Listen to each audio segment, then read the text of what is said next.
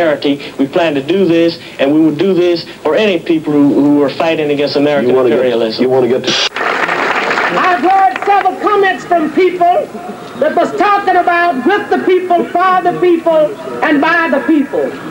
Being a black woman from Mississippi, I've learned that long ago that's not true. It's with a handful, for a handful, by a handful. But we're going to change that, baby. We're going to change that because we're going to make democracy a reality for all of the people of this country.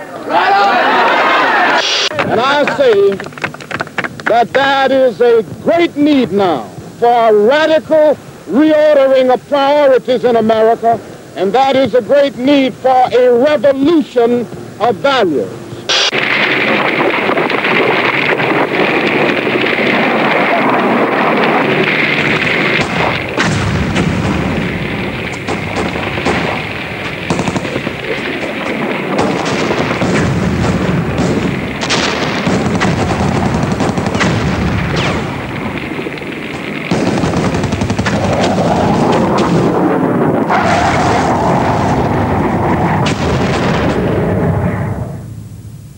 We've got some difficult days ahead,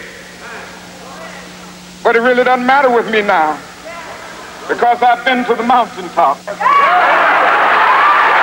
don't mind. Like anybody, I would like to live a long life. Longevity has its place, but I'm not concerned about that now. I just want to do God's will. And He's allowed me to go up to the mountain. And I've looked over. And I've seen the promised land. I may not get there with you, but I want you to know tonight that we as a people will get to the promised land.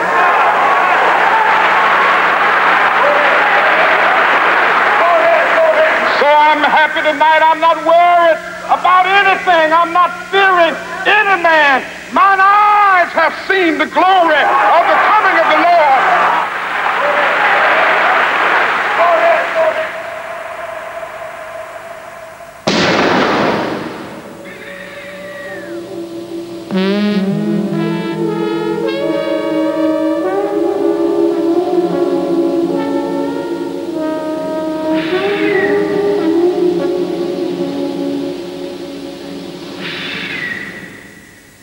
And then a man with a rifle blew his head open.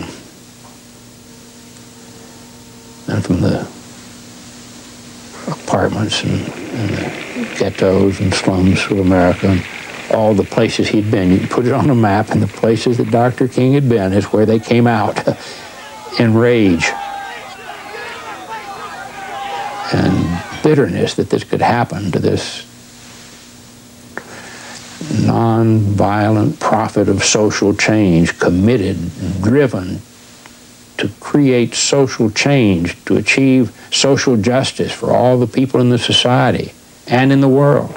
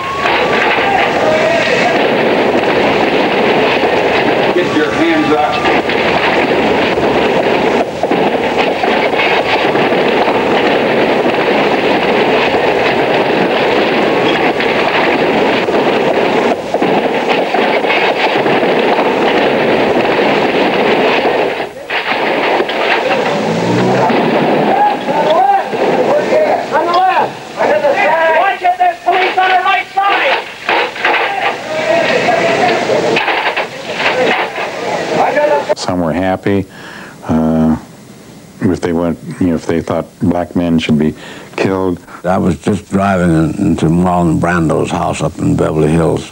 He was lying on the bed when I went in, and I said, have you heard the news? He says, what's that? I said, Martin Luther King was just shot and dead. Marlon didn't say much. As though he was in one of his movie roles. He got up very silently and said, so King is dead. And he went into the telephone and called up the Panther office in San Francisco. Meanwhile, I told his secretary to call the gun shop and order up a number of pistols, rifles, and so forth and so on. I said, Marlon, what are you going to do with those? He said, I'm going to shoot my way all the way to Washington, D.C. Martin Luther King, I think he was killed, just had a plain hatred, a racial hatred. Hoover hated Martin Luther King. I mean, it's just that simple. And he wanted Martin Luther King destroyed because he felt that he might be a messiah for the black people. The CIA, the DIA, and others, we still don't know all of the dynamics because we're just finding out now about the military intelligence. And our brother Martin Luther King exhausted a means of nonviolence with his life being taken by some racists. What is being done to us is what we hate, and what happened to Martin Luther King is what we hate. You darn right we respect nonviolence, but nonviolence on the part of who? On the part of racists in this country, on the part of the racists who've infested the police department, who are organized and maintained by the power structure. We want nonviolence, just like Martin Luther King. But to sit and watch ourselves to be slaughtered, like our brother, like Huey was shot, etc., we must defend ourselves, as Malcolm X said, by any means necessary. 2 days later, they murdered Bobby Hutton in the shootout that had happened 2 days after Martin Luther King. About 50 police were shooting into this one house for 90 minutes. And they didn't know who was inside. They threw in tear gas canisters to force the people to come out. The tear gas canister, one of them exploded and caught on fire. So this was a burning basement. Eldridge and Bobby Hutton were the only people in that basement, actually. Eldridge told Bobby Hutton to take off all his clothes because when he went out, if he was naked, the police would be shocked and they wouldn't shoot him. But he was embarrassed, and he only took off his shirt. So when he came out with just pants, he was immediately shot by 7 or 8 policemen and killed. Bobby Hutton was 17 years old. He was a Black Panther. He'd been a Black Panther. He was one of the original founders of the Black Panther Party. This was not a police action. It was a search and destroy mission. It was very clear that it was about killing, that the police intended to kill Panthers. That could have been my son lying there. And I'm going to do as much as I can. I'm going to start right now. What happened for the party after that was a tremendous upsurge in community support. People gave lots of money, gave lots of time. They could see all the things the Panthers were saying were actually true. The fact is that some of our fellow citizens have turned against our society and turned against our government. People perhaps that you do not see, people that perhaps you do not come in contact with. Only 40% of the men that live in the ghetto have jobs that pay more than $60 a week.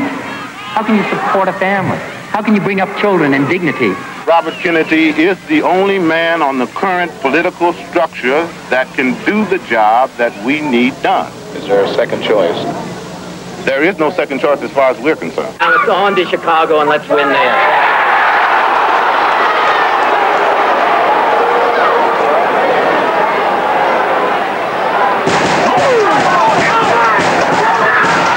Kennedy has been shot. Is that possible? Is that possible? It could. Is it possible, ladies and gentlemen? It is possible. He has not only Senator Kennedy. Oh my God! Senator Kennedy has been shot, and another man, a Kennedy campaign manager, and possibly shot in the head. I am right here. Rayford Johnson has a hold of a man who apparently